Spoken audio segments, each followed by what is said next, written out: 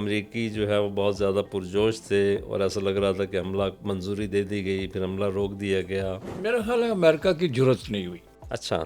اور سب سے بڑی بات یہ ہے کہ امریکہ کی اپنی فوج ایران پر حملے کے لیے تیار نہیں تھی. ایران واقعی یعنی اس پوزیشن میں ہے کہ امریکہ کو منہ توڑ جواب دے سکے؟ ایران میں ریزیلینس بہت ہے، مزاحمت کا جذبہ عروج پر ہے.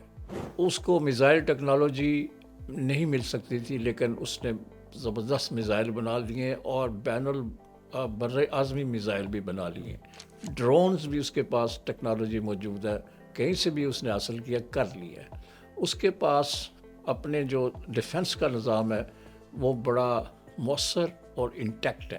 آپ کو کیا نظر آیا ایرانی قوم میں باقی جو لوگ ہیں ان سے جو کیسے مختلف ہیں، ان کے اندر ریزیلینس اتنی زیادہ یعنی اس کا لیول کیوں ہے؟ وہ اپنی تہذیب سے، اپنے وطن سے، اپنے ملک سے، اور جو انقلاب انہوں نے برپا کیا 1979 میں 1979 میں امام خمینی کی قیادت میں، وہ انقلاب جو ہے اس کی روح یا اس کی اسپرٹ یا اس کا جذبہ ابھی قائم ہے.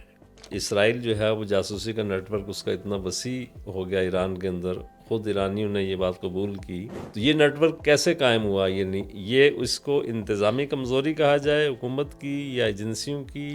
ان علاقوں سے لوگوں کو اپنے ساتھ ملایا یا ان کی لائلٹیز یا وفاداریاں خریدیں جہاں وہ سمجھتے تھے کہ وہ موجودہ خامنہئی کی جو قائم کردہ حکومت ہے اس کے خلاف ہیں. ان لوگوں کو اسرائیل نے خریدا. رجیم چینج والا جو ہے وہ یعنی آن کارڈز ہے یہ آپشن، اور یہ کسی وقت بھی استعمال ہوگا، اور اس کے لیے امریکہ کو ایک بار پھر اگر حملے والا یعنی راستہ اختیار کرنا پڑا تو وہ کرے گا. امریکہ تیار ہے، اسرائیل بھی تیار ہے. وہ یہ سمجھتے ہیں کہ مڈل ایسٹ میں، اس پورے خطے میں اگر کوئی ان کے منصوبوں کو روک رہا ہے، ریزسٹ کر رہا ہے، تو وہ ایران ہے. اور دوسرا یہ ہے کہ گریٹر اسرائیل کا جو منصوبہ ہے کہ زیادہ سے زیادہ عرب علاقوں پر قبضہ کر کے ہم ایک وسیع تر اسرائیل کا وجود قائم کریں. بسم اللہ الرحمن الرحیم. السلام علیکم ناظرین. آج ہم بات کریں گے ایران پر، جو اس وقت ایک بار پھر خبروں میں ہے اور انٹرنیشنلی پورے میڈیا کا فوکس جو ہے وہ ایران پر ہے. خاص طور پر پچھلے کچھ دنوں سے تو صورتحال خاصی کام ہے اور پیسفل لگ رہی ہے، لیکن یہ جو امن ہے اس کو آپ وقفہ کہہ سکتے ہیں دو لڑائیوں کے درمیان، یا جو کنفلکٹ چل رہا ہے امریکہ اور ایران کا، اس کے درمیان آپ کہہ سکتے ہیں کہ ایک عارضی وقفہ ہے یا خاموشی آئی ہے، مگر یہ خاموشی کسی طوفان کا پیش خیمہ بھی ہو سکتی ہے. اس پر ہم بات کریں گے. جاوید صدیق صاحب ہمارے ساتھ موجود ہیں ہمیشہ کی طرح. Thank you sir. یہ بتائیں کہ یہ جو پچھلے دنوں ہم نے دیکھا کہ امریکی جو ہے وہ بہت زیادہ پرجوش تھے اور ایسا لگ رہا تھا کہ حملہ منظوری دے دی گئی، پھر حملہ روک دیا گیا، پھر کہا گیا کہ ایئر کرافٹ کیریئر جو ہے امریکہ کے وہاں پہنچ گئے مڈل ایسٹ میں، اور ان کو اب فضائی کہیں سے راستہ بھی چاہیے اور عنقریب کچھ نہ کچھ ہونے والا ہے. بلکہ رات کو یہ ہوتا تھا کہ ہم یہ سوچ کے سوتے تھے میڈیا سے ریلیٹڈ لوگ کہ یار کہیں ہم سو رہے ہیں اور پھر حملہ ہو جائے اور پھر چیزیں ہماری مس ہو جائیں. تو یہ رک کیسے گیا اچانک؟ میرا خیال ہے امریکہ کی جرت نہیں ہوئی. اچھا. اور سب سے بڑی بات یہ ہے کہ امریکہ کی اپنی فوج ایران پر حملے کے لیے تیار نہیں تھی. اچھا. اور جو فوجی ان کو کمانڈ کی طرف سے رپورٹ آ رہی تھی پریزیڈنٹ ٹرمپ کو، وہ یہی تھی کہ ہم کئی جگہوں پہ اپنی ٹانگیں پھنسا چکے ہیں. ہم نے وینزویلا میں جو کارروائی کی ہے وہاں بھی ہماری فوج موجود ہے. ہم نے گرین لینڈ کو دھمکیاں دی ہیں اور وہاں پہ بھی ہم اپنے فوجی اتارنا چاہتے ہیں. اور بہت سے مڈل ایسٹ کے جب یہ جنگ ہوئی تھی، جب اسرائیل اور امریکہ نے ایران پر حملے کیے تھے، اس دوران اس کے بعد انہوں نے اپنی کئی ٹروپس جو ہیں مڈل ایسٹ سے وڈرا کیے تھے. تو فوج کی رپورٹ یہ تھی کہ اس وقت امریکن آرمی ایک سٹرائک کرنے کے لیے ایران کے اوپر فیصلہ کن سٹرائک کے لیے تیار نہیں ہے. اس کے علاوہ جو نیبرنگ کنٹریز ہیں، ہمسائے ممالک ہیں، قطر ان میں شامل ہے. قطر میں امریکہ کا بہت بڑا بیس ہے، الحدید. جی. اسی طرح سعودی عرب میں، بحرین میں، مصر میں اور کئی جگہوں پہ ان کے ایسٹس موجود ہیں امریکیوں کے، وہ سب کے سب سافٹ ٹارگٹس تھے ایران کے لیے، اور ایران نے سعودی عرب کو، قطر کو، بحرین کو، ان سب ممالک کو کہہ دیا تھا کہ اگر ہم پر حملہ ہوا تو آپ کے ہاں موجود جتنی بھی امریکن ایسٹس ہیں، اثاثے ہیں، جہاز ہیں، فوجی ہیں، اڈے ہیں، ہم ان پر سٹرائک کریں گے، ان کو تباہ کریں گے۔ انہوں نے بھی امریکہ سے کہا کہ اگر آپ حملہ کریں گے تو پھر اس صورت میں ہم دفاع نہیں کر پائیں گے اور آپ کا بہت بڑا نقصان ہوگا۔ اور ایک رپورٹ یہ ہے، اور یہ امریکن میڈیا کی رپورٹ ہے، کہ اسرائیل نے بھی، نیتن یاہو نے بھی کہا تھا ٹرمپ سے کہ اگر حملہ ہوا آپ کی طرف سے تو، اور ایران کا جوابی حملہ اسرائیل کے اوپر ہوگا، تو ہم اس کا بھی شاید مقابلہ نہ کر سکیں۔ ان کے پاس ڈرونز، میزائلز اور ایسی ٹیکنالوجیز ہیں کہ وہ ہمارا تہس نہس کر دیں گے۔ سو امنگ ادر فیکٹرز، دوسرے عوامل کے ساتھ ساتھ امریکہ کی اپنی فوج تیار نہیں تھی اس حملے کے لیے، تو ٹرمپ کو پیچھے ہٹنا پڑا۔ اور اس لیے جو آپ کہہ رہے ہیں کہ پاز آ گیا ہے، اور یہ پاز اب لمبا ہوتا جائے گا، کیونکہ امریکہ اس وقت انگیجڈ ہے وینزویلا میں اور گرین لینڈ میں۔ اس نے اپنے یورپین الائز کو بھی انائے کر دیا ہے، ان کو ناراض کر دیا ہے، اس پر سخت کرٹیزم ہو رہا ہے۔ جرمنی، فرانس اور نیدرلینڈز اور ایون یو کے کا پرائم منسٹر بھی کہہ رہا ہے کہ یہ آپ کیا کر رہے ہیں، آپ تو نیٹو کی قبر کھود رہے ہیں۔ سو یہ وہ چیزیں ہیں جن کی وجہ سے امریکہ پیچھے ہٹ گیا، اور وہ جو اب آپ نے کہا کہ وہ بڑا پرجوش تھا پریزیڈنٹ ٹرمپ حملہ کرنے کے لیے، تو وہ ٹھنڈا پڑ گیا۔ اچھا سر، یہ مطلب حملہ ایک تو ہوتا ہے کہ جی حملے کی تیاری نہیں ہے، اور اس کی فوج نے کہا کہ جی ہم کئی جگہ ہم نے سینگ پھنسائے ہوئے ہیں تو ہم یہ کریں گے، تو اس کا یعنی شدید اچھا ریئیکشن اس میں ایک بڑا ایلیمنٹ ہے جو آپ نے بات کی کہ اس نے کہا کہ جوابی حملے میں وہ تہس نہس کر، اس کا ایک مظاہرہ انہوں نے اسرائیل اس سے پہلے دیکھ دیکھ چکا ہے چکا ہے، کچھ جی عرصہ ہاں۔ پہلے۔ تو اس کا مطلب یہ ہے کہ ایران جو ہے وہ تمام طرف سے یعنی خطرات میں گھرے ہونے کے باوجود، یا ایک اس کی ایک ریزن بھی ہے کہ خطرات میں چونکہ ہے تو وہ اپنی تیاری پوری رکھتے ہیں، تو ایران واقعی یعنی اس پوزیشن میں ہے کہ امریکہ کو منہ توڑ جواب دے سکیں۔ ایران میں ریزیلینس بہت ہے، مزاحمت کا جذبہ عروج پر ہے، اور اس جذبے کو کچلنا بہت مشکل ہے۔ ایران نے یہ ثابت کیا ہے پچھلے 50 سال میں کم و بیش، اس پر جو سینکشنز اور پابندیاں لگی ہیں اس کے باوجود وہ سروائیو کر رہا ہے۔ اس کو میزائل ٹیکنالوجی نہیں مل سکتی تھی، لیکن اس نے زبردست میزائل بنا لیے، اور بین البر اعظمی میزائل بھی بنا لیے۔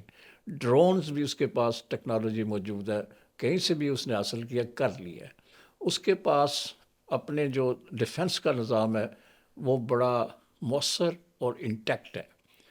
اور پھر یہ کہ اس کی فوج جو ہے وہ پاسداران انقلاب جو ہیں خاص طور پر، اور ان کی آئی آر سی جی جسے کہتے ہیں، وہ بہت طاقتور ہے اور لائل ہے جو اس وقت خمینائی کی حکومت ہے، اور جو مذہبی پیشوائیت ہے وہاں، یا مذہبی حکومت ہے، اس کے ساتھ وہ بالکل وابستہ ہیں، اور ان کے ساتھ ان کی انکنڈیشنل، غیر مشروط ان کے ساتھ وفاداری ہے، جس کی وجہ سے وہ فوج جو ہے وہ حملے کرنے میں، کچلنے میں، اس قسم کے پروٹیسٹ جو فارن سپانسرڈ غیر ملکی شے پر جو احتجاج کیا جا رہا تھا، اس کو کچلنے میں ان کو کوئی اس میں لیت و لال سے انہوں نے کام نہیں لیا۔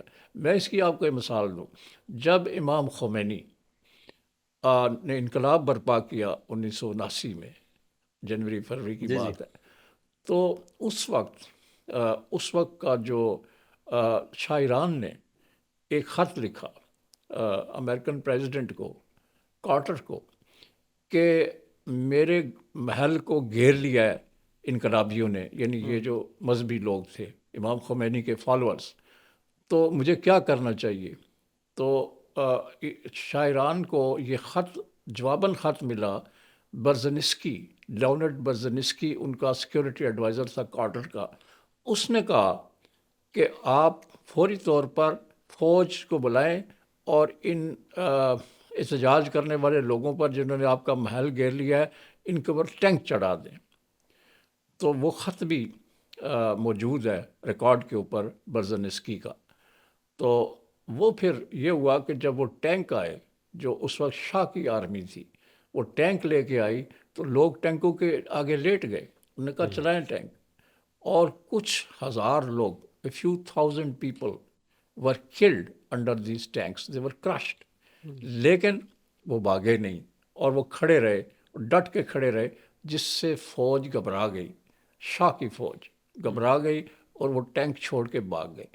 یہاں پہ اس صورتحال میں جب کہ امریکہ اور اسرائیل اور ان کے ایجنٹس ایران میں شورش برپا کروا رہے تھے اور حملے کروا رہے تھے سیکیورٹی فورسز کے اوپر، اور پراپرٹیز جلا رہے تھے، کاریں جلا رہے تھے، سیکیورٹی فورسز کے دفتروں کو جلا رہے تھے، بینکوں کو جلا رہے تھے، اس وقت جو فوج ہے ایران کی موجودہ فوج، وہ کھڑی رہی اور ڈٹی رہی، اور اس نے کسی آرڈر کو جو کہ اوپر سے اس کو مل رہا تھا اس کی خلاف ورزی نہیں کی، حکم عدولی نہیں ہوئی۔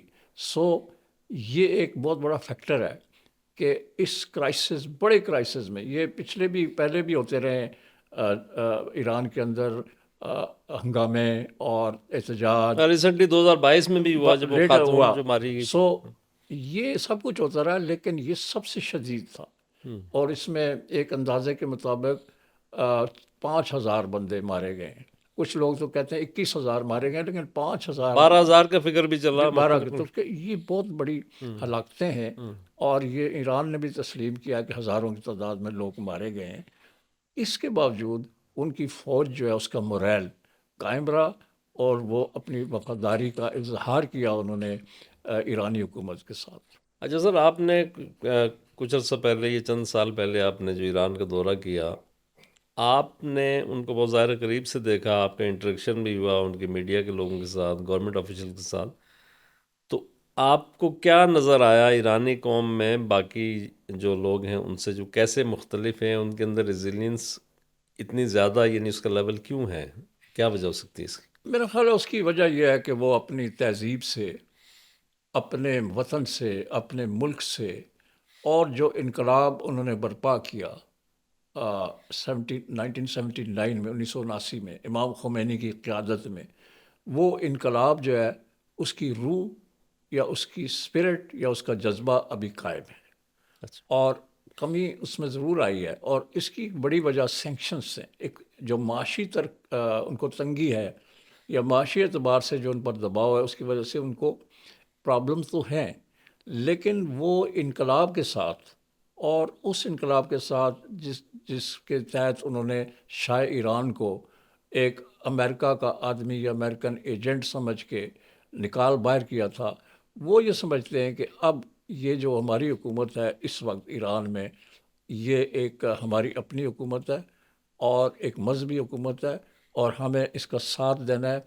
اس انقلاب میں لاکھوں لوگ مارے گئے تھے ایران میں، اور شاہ ایران کی آپ کو معلوم ہے کہ ایک خفیہ ایجنسی تھی ساواک، اور اس کے لوگوں کے مظالم جو ہیں عام لوگوں پہ، جو شاہ کے مخالف ہوتے تھے یا بات کرتے تھے، ان کو غائب کر دیا جاتا تھا، ان کی لاشیں بھی نہیں ملتی تھی، تو جو وہ مظالم تھے وہ بھی لوگوں کے ذہنوں میں تھے۔ سو اس لیے ایک مرتبہ پھر جب شاہ ایران کا بیٹا یہ دعویٰ کرنے لگا کہ میں آ رہا ہوں اور میں دوبارہ آ کے اقتدار سنبھالوں گا، تو لوگوں کو وہ دن یاد آ گئے کہ شاہ ایران کے دور میں ایرانیوں پر کیا ظلم ہوا، کس طرح ہزاروں لوگوں کو اٹھایا گیا، ان کو مارا گیا، اور انقلاب کے دوران بہت خوفناک تشدد ہوا، جس کے نتیجے میں ایرانی بڑی تعداد میں جاں بحق ہوئے تھے۔ سو یہ باتیں ان کے ذہن میں، اور وہ ایک ایسے انقلاب کی طرف جس کو امریکہ کی حمایت حاصل ہے اور اسرائیل کی حمایت حاصل ہے، تو وہ اس کی سپورٹ نہیں کر سکتے، حالانکہ ان میں سے بہت سارے لوگ جینوئنلی گورنمنٹ کے خلاف بھی ہیں، اور لیکن وہ ان کے ریزن اقتصادی جی ہاں، ریزنز ہیں، سادی۔ یعنی وہ کسی آئیڈیالوجیکل یا نظریاتی ریزن کی وجہ سے اس حکومت کے خلاف نہیں ہے۔ یعنی فورن انٹرونشن وہ کسی صورت قبول نہیں نہیں کرتے۔ برداشت کرتے جی ہاں۔ اچھا، اس میں آن دا ادر ہینڈ جب آپ نے بات کی کہ ان کے پاس دوران انقلاب بھی اور ان کی فوج بھی اور بہت مضبوطی کے ساتھ ان کے ساتھ کھڑے ہیں اور بیرونی مداخلت وہ قبول نہیں کرتے، لیکن ہم دیکھتے ہیں کہ اسرائیل جو ہے وہ جاسوسی کا نیٹ ورک اس کا اتنا وسیع ہو گیا ایران کے اندر، خود ایرانیوں نے یہ بات قبول کی، اور جو ریسنٹلی جو حملے ہوئے اسرائیل نے ان کے بیشتر جو ہے وہ ان کے اندر سے ہی جاسوسی کی گئی، پھر کچھ لوگوں کو انہوں نے پھانسی بھی دی، سزا بھی دی۔ تو یہ نیٹ ورک کیسے قائم ہوا؟ یعنی یہ اس کو انتظامی کمزوری کہا جائے حکومت کی یا ایجنسیوں کی، یا مطلب یہ کہ یا وہ صرف ایک خاص لیول پہ جا کے وہ مضبوط ہیں اور نیچے ان کا اسٹرکچر جو ہے اس طرح سے نہیں ہے؟ میرا خیال ہے ان کے جو نیچے کچھ علاقے ہیں جہاں موجودہ حکومت کے ساتھ اختلاف رائے پایا جاتا ہے، ان کی پالیسیوں کے خلاف لوگ ہیں، مثلا کرد علاقہ جو ہے کردوں کا، اس میں موجودہ حکومت کے ساتھ شدید اختلافات پائے جاتے ہیں۔ اسی طرح یہ جو سیستان کا علاقہ ہے اس طرف پاکستان کی سرحد کے قریب جو سیستان ہے، جی جی۔ جس کے ایرانی بلوچستان بھی کہا جاتا ہے، وہاں بھی اختلاف رائے ہے موجودہ حکومت کی پالیسیوں سے۔ کچھ اور علاقے بھی ہیں جہاں پہ ایرانی حکومت کی پالیسیوں سے اختلاف کیا جاتا ہے۔ تو جو رپورٹس وہ یہ ہے کہ ایران نے ان علاقوں سے لوگوں کو اپنے ساتھ ملایا یا ان کی لائلٹیز یا وفاداریاں خریدیں جہاں وہ سمجھتے تھے کہ وہ موجودہ خامنائی حکومت یا خامنائی کی جو قائم کردہ حکومت ہے اس کے خلاف ہیں۔ ان لوگوں کو اسرائیل نے خریدا، اور جو اکنامی ایک تو ڈسینٹ جو ہے، اختلاف رائے ہے، اس کو آپ ایکسپلائٹ کر سکتے ہیں، اور عموماً فارن پاورز یہی کرتی ہیں کہ جو ولنریبل پوائنٹس ہیں جہاں پہ ان کو اندازہ تھا کہ یہ کمزوری ہے موجودہ حکومت کی یا یہاں کے لوگ جو ہیں حکومت سے خوش نہیں ہیں، ان علاقوں سے وہ اپنے ایجنٹس کو تلاش کرتے ہیں۔ تو یہ مسٹر پومپیو جو پہلے سی آئی اے کے سربراہ رہے، انہوں نے ایک بیان دیا جب یہ عروج پر تھی اپنی یہ اینٹی ایران اینٹی گورنمنٹ جو اینٹی خامنائی موومنٹ اپنے عروج پر تھی، تو پومپیو نے کہا کہ مجھے بڑی خوشی ہو رہی ہے دیکھ کر کہ موساد کے ایجنٹس اس وقت تہران اور دوسرے مشہد اور دوسرے علاقوں میں دوسرے شہروں میں اس انقلاب کو شہ دے رہے ہیں، اس کو لیڈ کر رہے ہیں۔ سو یہ ایک بالکل کلیئر کٹ امریکہ اور اسرائیل کا پلان تھا کہ اس مرتبہ ہم نے اس حکومت کو کا تختہ الٹنا ہے، رجیم چینج ہونی ہے۔ اس کے لیے انہوں نے پوری تیاری کی ہوئی تھی، لیکن ایرانیوں نے جب محسوس کیا کہ یہ شاہ ایران والا انقلاب، شاہ ایران والی حکومت، وہ ریپیٹ کی جائے گی۔ ریپیٹ اور اس طرح کا ظلم اور استحصال، اور وہ مغرب کی جو تہذیب ہے، مغربی تہذیب، وہ واپس آ جائے گی، تو انہوں نے اس کے خلاف جو ہے انہوں نے پھر اس موجودہ حکومت کا ساتھ دیا۔ مگر آپ سمجھتے ہیں کہ یہ رجیم چینج والا جو ہے وہ یعنی آپشن آن کارڈز ہے یہ آپشن، اور یہ کسی وقت بھی استعمال ہوگا، اور اس کے لیے امریکہ کو ایک بار پھر اگر حملے والا یعنی راستہ اختیار کرنا پڑا تو وہ کرے گا؟ بالکل امریکہ تیار ہے، اسرائیل بھی تیار ہے۔ وہ یہ سمجھتے ہیں کہ مڈل ایسٹ میں، اس پورے خطے میں، اگر کوئی ان کے منصوبوں کو روک رہا ہے، رزسٹ کر رہا ہے، تو وہ ایران ہے۔ باقیوں کو وہ سمجھتے ہیں کہ ہم ان کو کوئی نہ کوئی چکمہ دے کے مینج کر لیں گے مینج کر لیں گے۔ جیوش جو ان کا جو پلان ہے گریٹر اسرائیل کا، اس کے لیے وہ سمجھتے ہیں کہ ہمیں اس کو راستے سے ہٹانا ہے، خامنائی کو اور اس فلسفی کو اور اس نظریاتی فکر اور سوچ کو جو کہ ایران میں ہے، اس کو ختم کرنا ہے تاکہ مزاحمت جو نہ ہو، اور امریکہ اور اسرائیل کھل کر مڈل ایسٹ کے حوالے سے جو پلان رکھتے ہیں اس پر عمل درآمد ہو۔ ایک خیال یہ بھی ہے کہ یہ جو ایران میں اب وینزویلا میں پہلے اس نے حملہ کیا، وینزویلا بھی ایک بڑا ریسورس تھا آئل کا، خاص طور پہ چائنا کے جو انٹرسٹ تھے وہاں پہ، اور اب ایران میں بھی ظاہر ہے کہ ان کی بلین آف ڈالرز کی انویسٹمنٹ ہے، اور پھر پڑوس میں بھی ہے، پھر ان سے وہ ان آفیشلی وہ تیل بھی لے رہے ہیں، تو یعنی یہ چائنا کو کرٹیل کرنے کے لیے اسی اس اسٹریٹجی کا بھی ایک حصہ ہے ایران کو یعنی نشانہ بنانا امریکہ کی طرف سے. بالکل صحیح بات ہے. اس کی وجہ یہ ہے کہ ایران کے پاس دنیا میں جو 4-5 ممالک بڑے ممالک ہیں، جن میں وینزویلا بھی ہے، سعودی عرب بھی ہے، اور قطر بھی ہے، اور روس بھی ہے، اس میں تیسرے نمبر پر ایران ہے. جی اتنے بڑے اس کے تیل کے ذخائر ہیں. تو اس کے اوپر سینکشنز نہ ہوں تو ایران جو ہے وہ مڈل ایسٹ کی سب سے بڑی اقتصادی قوت بھی ہے، فوجی طاقت بھی ہے. سو وہ سمجھتے ہیں کہ اس کو کچلا جائے، کیونکہ وہ مغرب کی جو تہذیب ہے، مغرب کی جو فکر ہے، اور مغربی طرز کی جمہوریت جس میں کہ جس کے نام پر وہاں پر فحاشی اور اوریانی اور کلبز اور شراب نوشی اور یہ چیزیں انٹروڈیوس کر کے وہ لوگوں کے کردار کو کمزور کرتے ہیں. وہ چاہتے ہیں کہ یہ ایک جو فلسفہ ہے اس کو ختم کیا جائے، اور وہ ایران جو کہ شاہ ایران کے دور کا ایران تھا، وہ ایران واپس آ جائے. اور ان کی مرضی سے، کیونکہ شاہ ایران کے بارے میں کہا جاتا تھا کہ وہ اس خطے میں امریکہ کا پولیس مین ہے، اور ہر فیصلہ جو ہوتا تھا مڈل ایسٹ کے بارے میں وہ شاہ ایران کے مشورے سے ہوتا تھا. تو وہ اس دور کو واپس لانا چاہتے ہیں. ایرانی جو ہے نا وہ اس دور سے نفرت کرتے ہیں، وہ اس کے خلاف اٹھ کھڑے ہوتے ہیں، اور جب بھی ان کو محسوس ہوتا ہے کہ وہ دوبارہ وہی عہد دوبارہ آ رہا ہے، وہی طور طریقہ، وہی سارا کچھ واپس آئے گا، تو وہ اس کے خلاف اٹھ کھڑے ہوتے ہیں اور متحد ہو جاتے ہیں. اور امریکہ اور اسرائیل نے یہ بڑی غلطی کی ہے کہ انہوں نے شاہ ایران کے بیٹے کو آگے کیا، اس نے پوری ایرانی قوم کو متحد کر دیا. تو بہت اچھی اور انسائٹ فل گفتگو رہی ایران کے حوالے سے. آئندہ کسی پروگرام میں ہم مزید اس کو آگے بڑھائیں گے. بہت شکریہ.